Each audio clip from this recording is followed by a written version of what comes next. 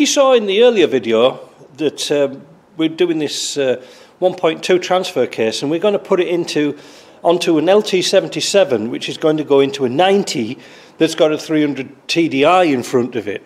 Oh, quite a bit of a hybrid really, but we've got to make this gearbox work in the Defender, because this came out of an automatic Disco 1. All right, lots of them about in North America. We're quite blessed because we had very, very few 5-speeds. So what we're going to do first of all, we're going to have a look inside this interlock and disable it. We can't just take it. We can't just take that cover off, because then we'd have to make a metal cover. We don't want to do that. So we're going to spin it off, if it will. We get the right way around. All right. Get that off.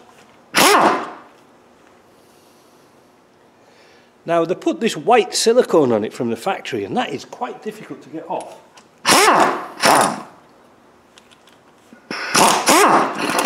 That's that off. And whilst we're at it, we've got a pocket full of sockets.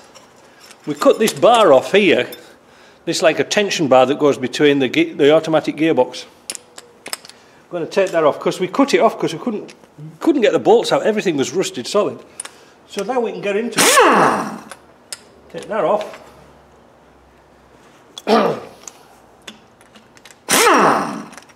That goes in the scrap. Kaput. Right, so now we've got that off. Let's see what's in here. Again, get yourself one of these little thin, extremely thin but strong chisels.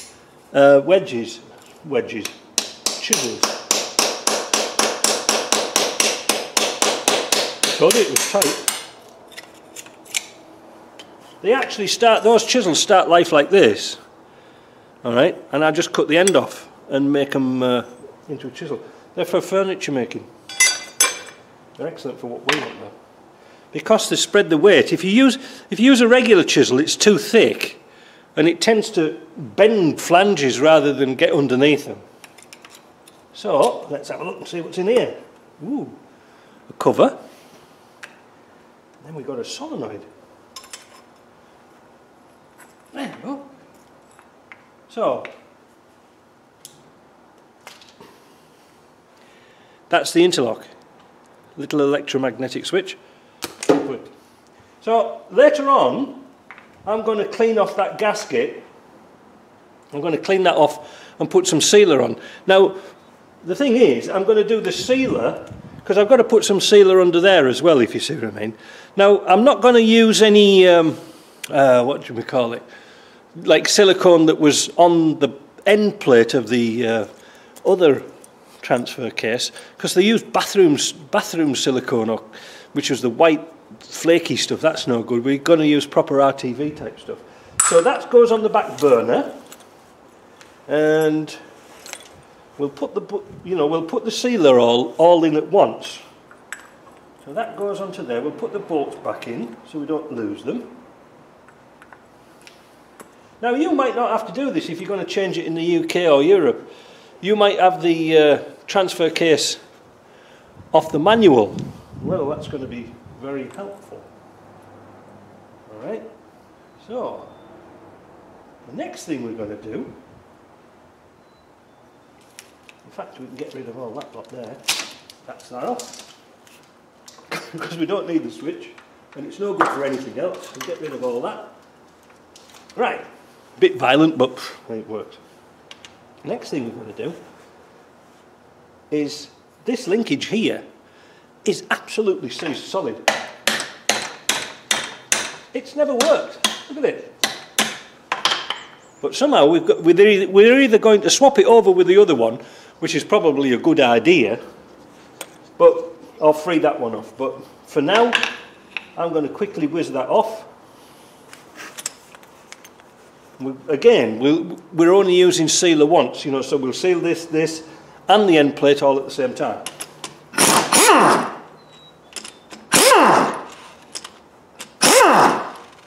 Oops, there's my socket. The old gun's getting a bit worn out now. no methodical way of taking these off because there's no real stress on it. There we go, that's them. Again with our little chisel.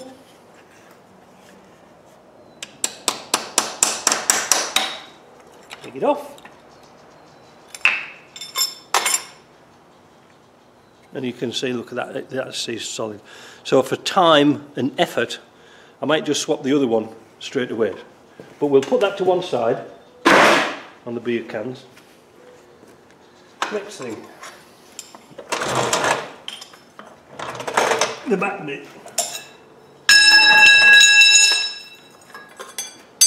Now what I'm going to do, just to prevent anything falling in that hole, get a bit of paper towel, jam it in the hole so nothing falls in. And the nice thing is, if it's paper, I mean, I know it sounds stupid, but if it's paper towel, and if you do forget it, well, it's not the end of the world. Just hold on. I think somebody's in here. Sorry about that, just my paranoia. I've got a job coming this morning. We're going to do some suspension on a 110. Next thing, I'm going to take the handbrake off. 30mm. Now, they say in the book, you've got to replace the nut. Well, we haven't got any. But what we're going to do is just a bit of a cheat. We're going to tap this edge here, just tap it down a bit so it clinches a bit on the shaft. I know it's a cheat, but hey ho. Now, will that come off? Indeed. A bit of water in there for the steam cleaning. So, obviously we're going to change all the seals. The shoes are excellent, look. But unfortunately we're not going to use them because this is cable operated. We don't want cable operated. And you see, look at the felt seal. Now the felt seal is to stop oil running along the shaft and into the housing. The seal looks remarkably good. Pleased about that.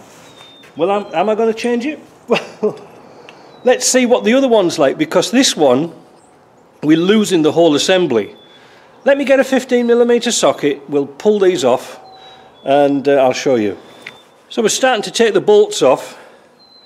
These little 15mm headed bolts are quite special. If you look underneath here, they're serrated, so they're like a shake proof. Whether they work or not, I don't know. But they're certainly not very tight.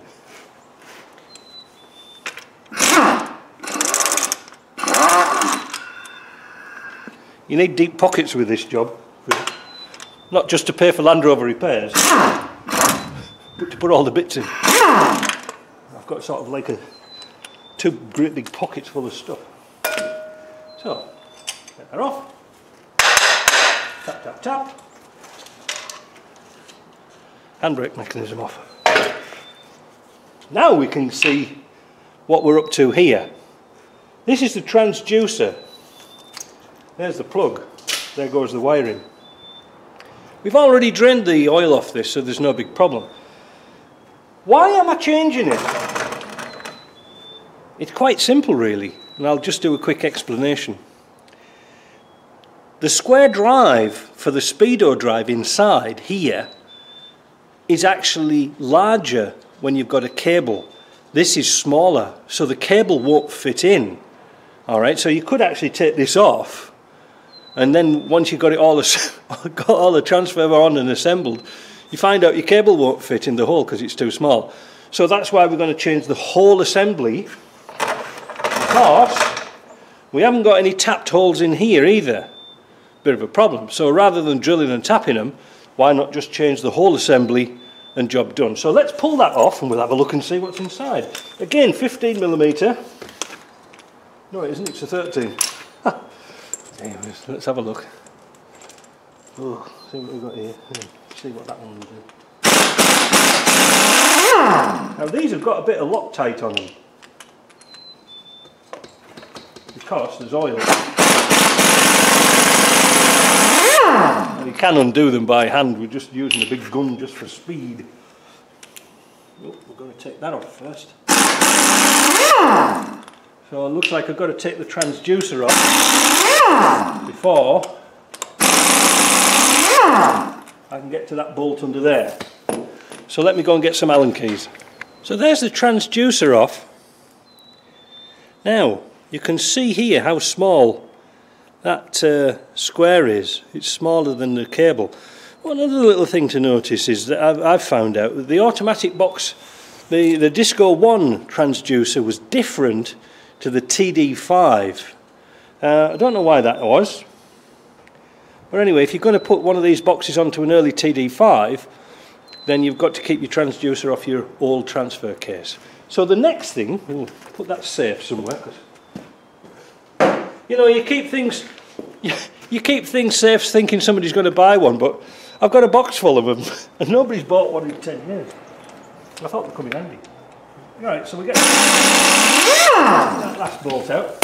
So there's nothing really to worry about for the bolts coming out, because they'll only go in one place, because all the bolts, they're all the same except for that one, and that one goes in there.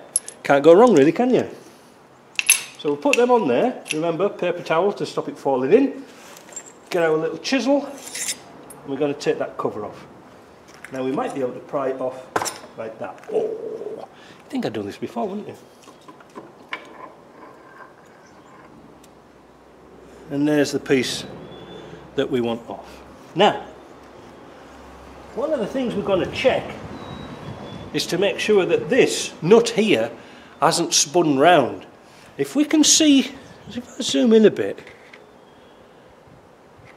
yeah, see here, it's keyed over, it's locked over. On some of these I've noticed that they actually come loose and that nut works loose. So this looks like it's good factory, it hasn't been changed. But if you see the notch and it's over here, you might want to tighten this back up again. Now don't worry about shimming and things like this. This is not the same as an old series truck that had shims on. We don't worry about that. But I'm going to get the thick of that gasket off, and then I'm going to clean this up, and then I'm going to take off the old bits off the old transfer case, which is sort of identical to doing this, but different, if you see what I mean. There's nothing really else to show you. In fact, while I've been rambling on, I could have done the damn job. So I'm going to clean this up, take the bits off, and then we're going to start to assemble. I've got all my parts together now. One of the things I want to change is the O-ring on the intermediate shaft at the back. The front one never leaks, but the back one, I think it sways around a little bit and it wears out. So we're going to change it while we're here. Now, I'm not sure if you can see this, but I've just got my punch. I'm going to do this a different way so we don't have to strip the whole box down. I've punched the nut at the top with some pop marks and 2 pop marks on there, so we know that the nut goes back to the right place, and then we'll tension it back over again. Now to get it's stalked over, so I've got, you know, these little screwdriver things you get in a set that you never use? Machine it down or grind it down so it fits into that slot, and then that will go in, hopefully, and open up where it's been pinned over, and that should come out again with a 30mm socket. We'll just spin it off. Oh, wait a minute, I have to go and get the airline, just a second. Right, back again. So we're going to spin that off. It doesn't take much getting off. But you can see there where I popped it and onto there. So the next thing is we're going to put the nut on. We're going to put it on backwards. And then we're going to tap it through. Get all these bits out of the way. Turn this round. Oops. Like that.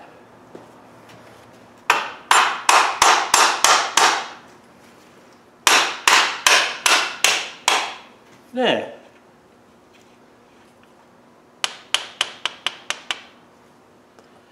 And there is the offending O-ring. Here. This is the one that leaks all the time. So let's do a zoomette. See if we can see it. This one here. Alright, there's an O-ring on there. So let me go and get an O-ring and we'll get that taken off. Right, let's take that off. And it is super hard.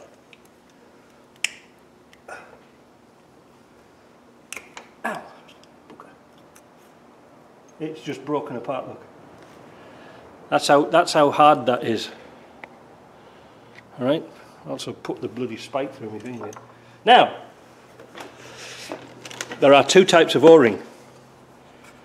There is that one, and there is that one. So we compare them, we find out it's that one, not that one. This one must be off an earlier gearbox or transfer case. Got rid of that. I'll tell you the part number, but it's worn off.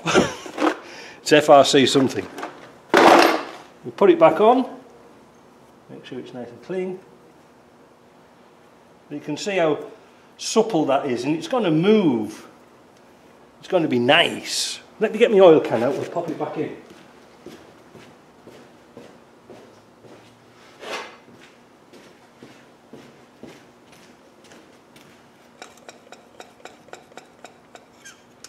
There we go. The oil on there. Oh, I forgot to turn my light on. Probably that's a bit better. And then we'll just tap it in. It'll be a bit tight. There we go. And now,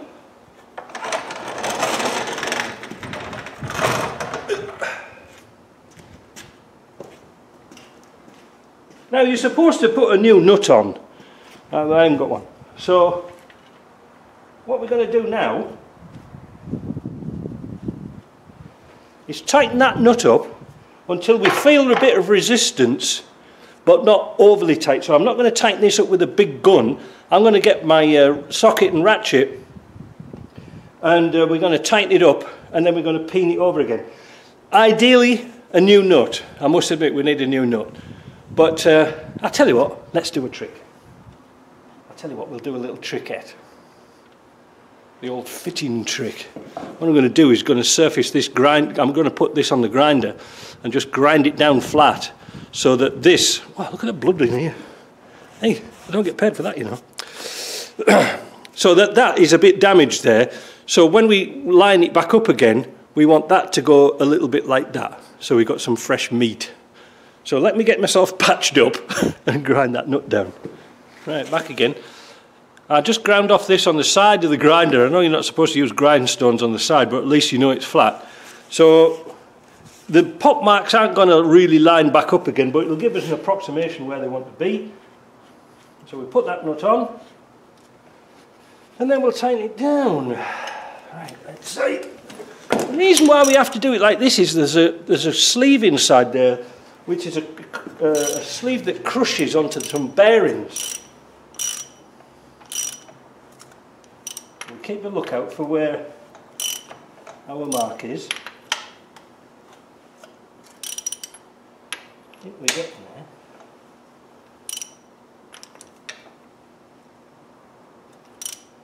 Yeah, so we're almost there. I'm just going to go a little bit past it. So we've got some fresh meat on there underneath to pop. So by grinding a little bit of metal off there, let's zoom in. By grinding a little bit of metal off the flange, we can turn this a bit further. We've got it in the right place. So now we've got somewhere nice to stalk it over. So I'm going to get a punch and I'll stalk that back again.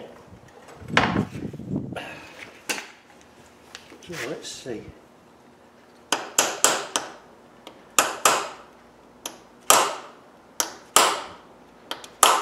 There, so that's not going to come off. The next thing, we're going to assemble this new housing. Now before we do that, I want to show you something interesting. These are the two drives. Oh, I'm still on Zoom. Wait a minute. There we go. These are the two drives. Can you see what the difference is? Hey? Anyone? Anyone? Notice the gear drive here for the Speedo is black. This one is blue. That, so even if you manage to squeeze a cable onto that hole, which you wouldn't do, the drive ratio would be wrong.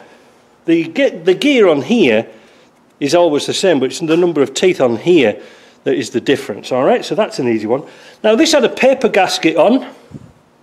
I'm going to spend 5 minutes and clean off that gasket, and then we can put that in. I'm going to also put this through the parts washer and clean this bit up.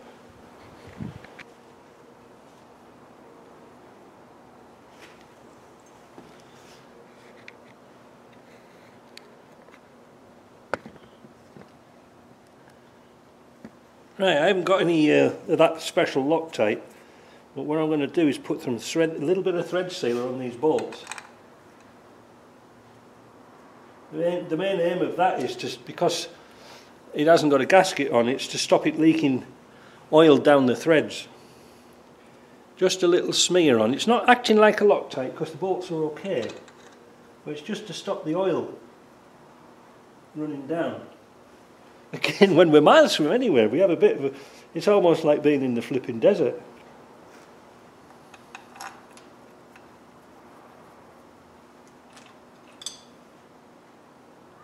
So there we go.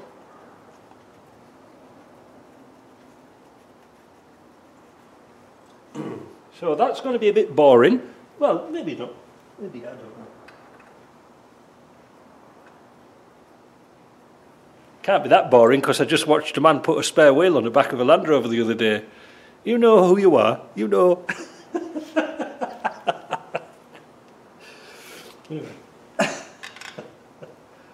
So we're going to spin those down and then we're going to torque them up. The torque specified was 45 Newton meters, so get your torque wrench. 45 Newton meters isn't a lot. And do it diagonally opposite.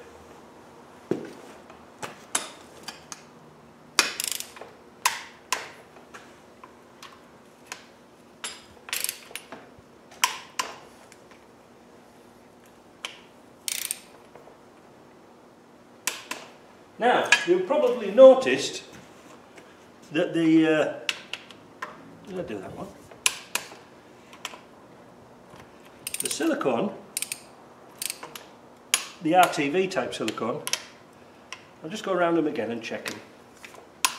There we go. The RTV type silicone is drying. It's not drying. It's squidging out quite evenly all the way around. Now if you put a big bead on, you'd have it all over the place, and that's waste product. We don't like waste. So, what are we going to do next?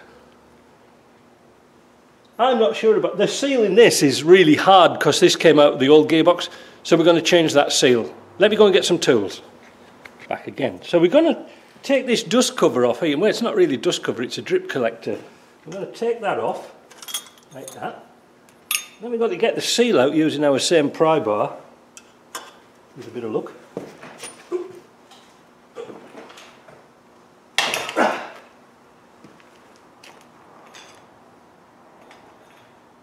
You have to be very good at balancing in this job.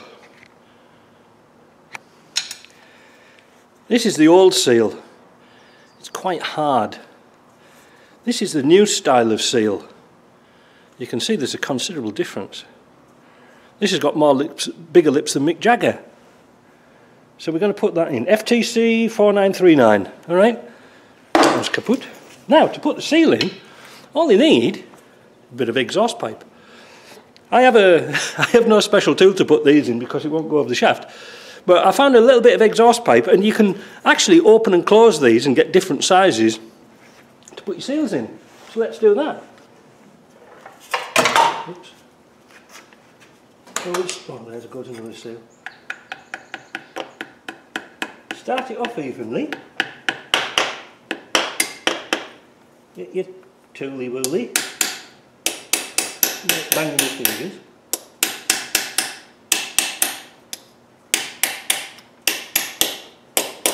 There.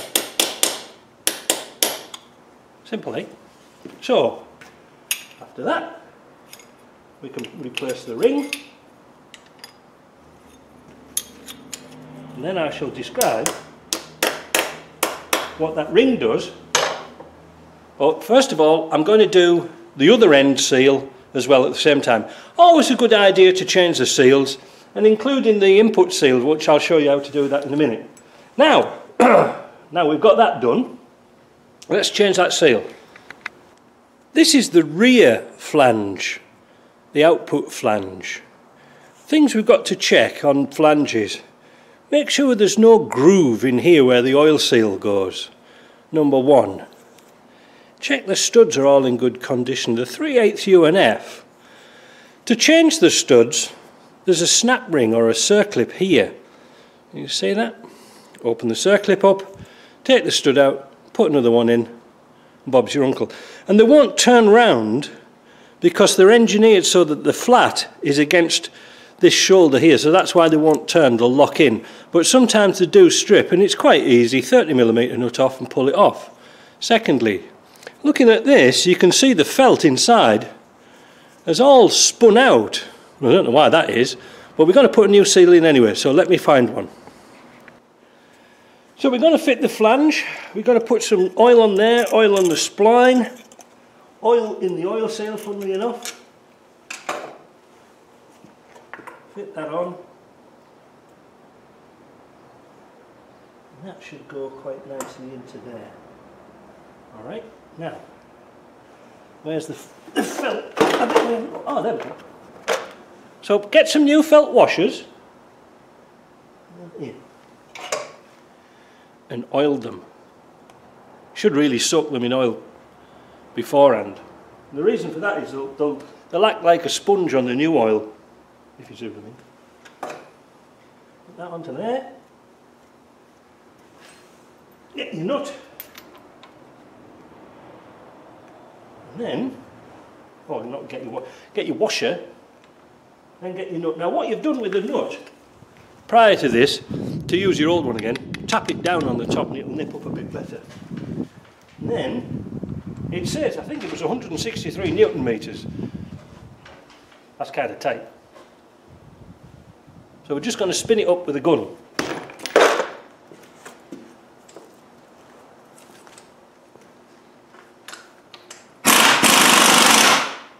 Oh, wait a minute, something's not quite right here. Now I noticed something quite different here, and something I got to modify, well, not modify a little bit, but I fitted this ring onto here, which was fitted to the old version of these gearboxes. The newer version, I've noticed, has got a spinner flange, and this flange won't go inside that ring. So we're going to put the new version onto here. Alright, so we're going to put this flange on because it's in good condition, and I shall explain the reason why in a minute. So we put that on, washer. We don't know, well, the torque has to be quite tight on these, and I torque them up once they're on the car. It's quite easy because then you can use the engine compression. So we're going to just put it on sort of like that for now, and then when we get it on the car we'll tighten it up even more. Now that's done. Now let me explain, wait a minute, I've got things to explain all over the place. This is the old style handbrake drum. It works off a little lever at the back, and this is one we're putting on because we're not going to change all the handbrake mechanism and things. Now, oh, which is the top? That's the top. Now on the early gearboxes they used to have that ring on, and then this lip used to go here, and that was an oil catcher. It used to go under here. Let's turn this round so you can see a bit better. Let's have a look down here. Let me put, oh, I haven't got my blinding light on. Wait a minute, that should be a bit better. Now, let's zoom in. So, remember, it would have a ring on here, and then this piece used to go here like a catcher, and then if we looked at the bottom, wait a minute, I can see it somewhere, here. At the bottom of the housing here, it had a hole. So what happened was, oil would drop out of here, along this channel, and through this hole here. and leak all over the floor rather than onto brake shoes. Good idea? Well, it was at the time when the oil seals weren't very good, but now the oil seals, like on this one's got like triple lips, so it should be kind of fine. So the next thing, like I said, do those talks later.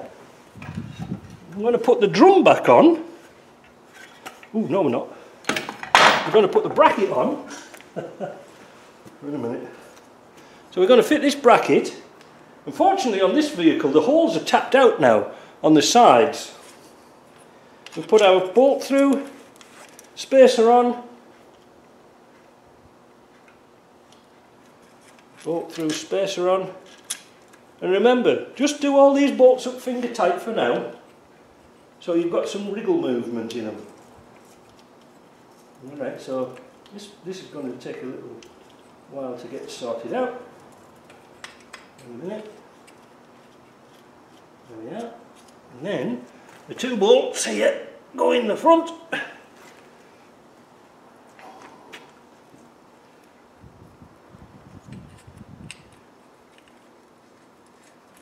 Into there. And into there. And then, because these are sort of not really mission critical, we'll just put our gun on low speed and just give them a very tighten up.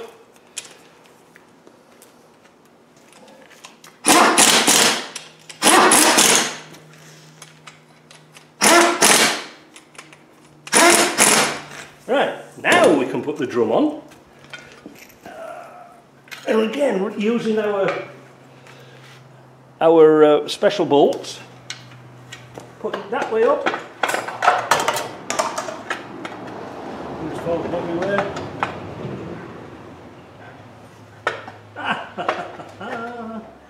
I can't get it on for my lift. Wait a minute, I'll just turn it around a bit. There we go. There we go. Thought there was something wrong there. The bolts in. There's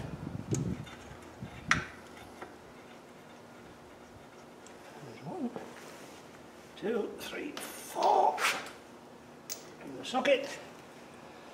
The shoes are very good on this.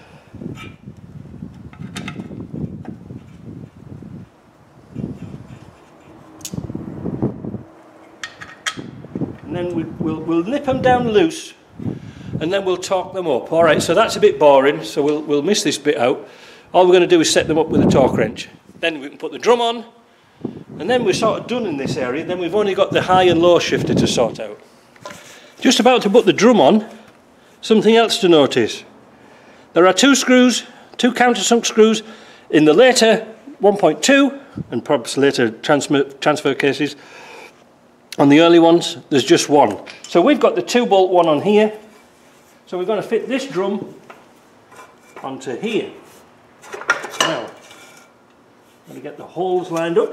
There we go. And we put the screws in.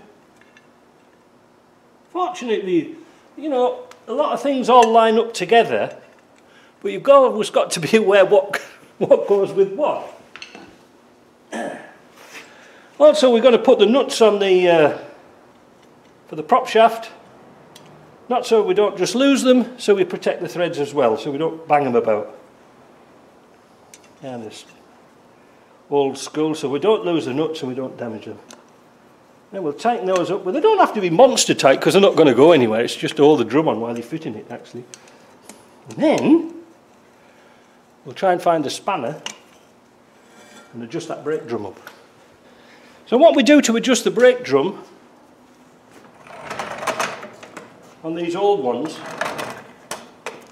there's a square at the back. Can't help, there's got stuff everywhere.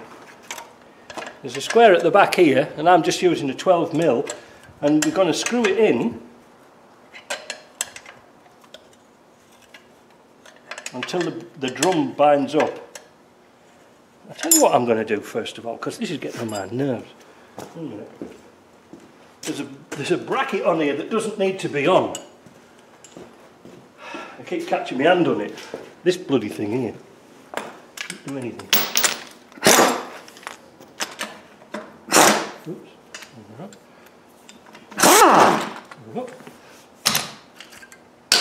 Got rid of that. Now, so we'll tighten up the drum. Keep turning it.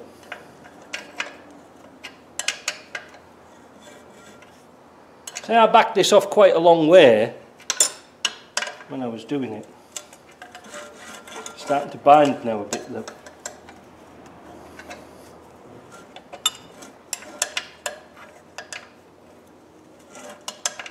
Now,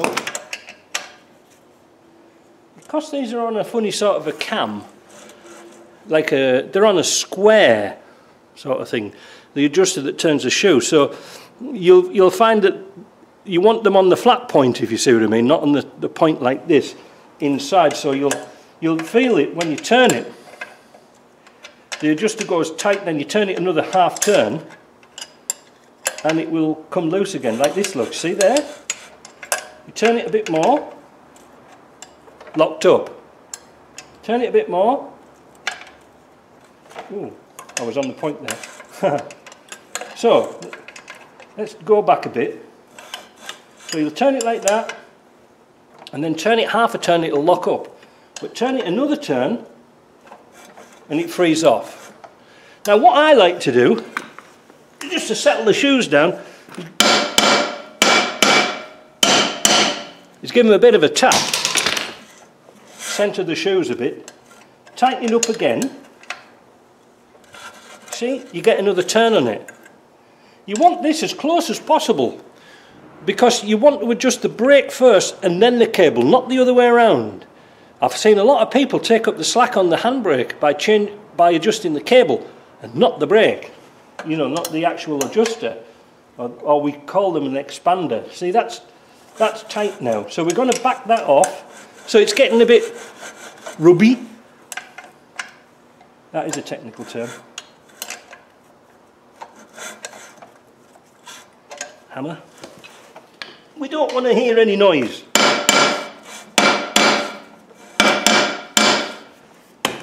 Tight. We'll back it off a bit. Yeah, that'll be alright. It'll come back right. It's just that once it's expanded a few times, it'll be fine. See? It'll come off. That'll be fine. Don't worry about it. Next thing. Whew. Look at this. It's 20 to 9. I've got all this lot done. I've got a job coming in a minute, so I better press on. The next thing, let's have a look at the high and low shifter. This is our mechanism off the old gearbox. They're identical. However, a couple of things to pay attention to. There's an O-ring here. It can leak, so it's a good chance to change it now rather than when it's on the car. Secondly, the grub screw that goes into here, or the set screws they call them in America, is held in with Loctite. Now, to get the Loctite out, heat it with a torch, warm it up, and it'll come out really, really easy. Slide this off. This is the position it goes into, like that. All right? Not like that. Goes like that. Not like that, like that. Just like that. So I'm going to change that O-ring, and then we clean this up. Make sure it's all nice and lubed up, and it should be free as a bird. It should be no tightness in that at all. Because if it's tight in here, it'll make it really difficult to shift. This is the opportunity, this is the time to do it. Then we're going to put some sealer on here and bolt it on. So with a nice smear of silicone on there and a new a new O-ring, put some oil on it, oil this shaft quite well, right, because it sort of relies on a splash feed. Now you can see the resistance of this O-ring when I push it in. Oh, there. Now the other one was just flying about, so that meant it was worn out. So we put some silicone on. Now we're going to locate. I've got a bit of water in there. I had to cool it down when it was a bit hot. Anyway, get that out. That's it. Now we've got to line that slot up with a groove that's in the shaft, which is quite easy, like that. And I can hear my friend Michelle coming, so I've got to finish this very shortly. But all we're going to do is pop the bolts back in, like this. It's a 200 TDI. Put the bolts in. Don't forget the ground strap. and then we'll come back to this when it's all finished. Now we'll silicone this back up. Alright, so I hope you liked that, I hope it was informative, and we'll see you in the next video, because this is making your Land Rover better and better. I thought I'd have a look inside this cover, this housing, just to make sure that it's got a good gear on it, because it seems to be that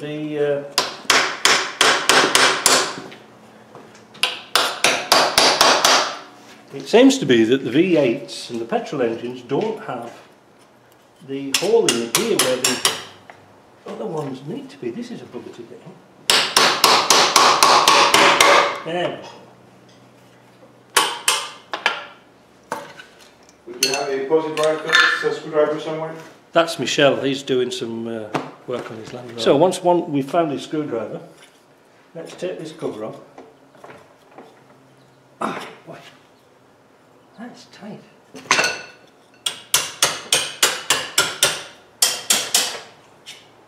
don't know why it's so tight.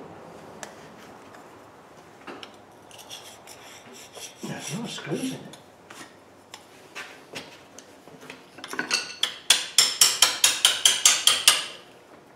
That's it. See, this has been off before. You can see the silicone's not even. So why have they taken this off?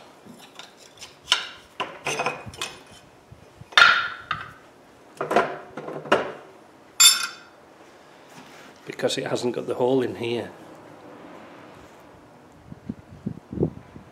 I thought they all had them. So, just something to watch for. Never take anything for granted. It seems to be that the petrol driven engine, the engines don't seem to be much of a problem. But because we're going to put this in a diesel, we need to get one with the holes in. So just another little thing to watch for.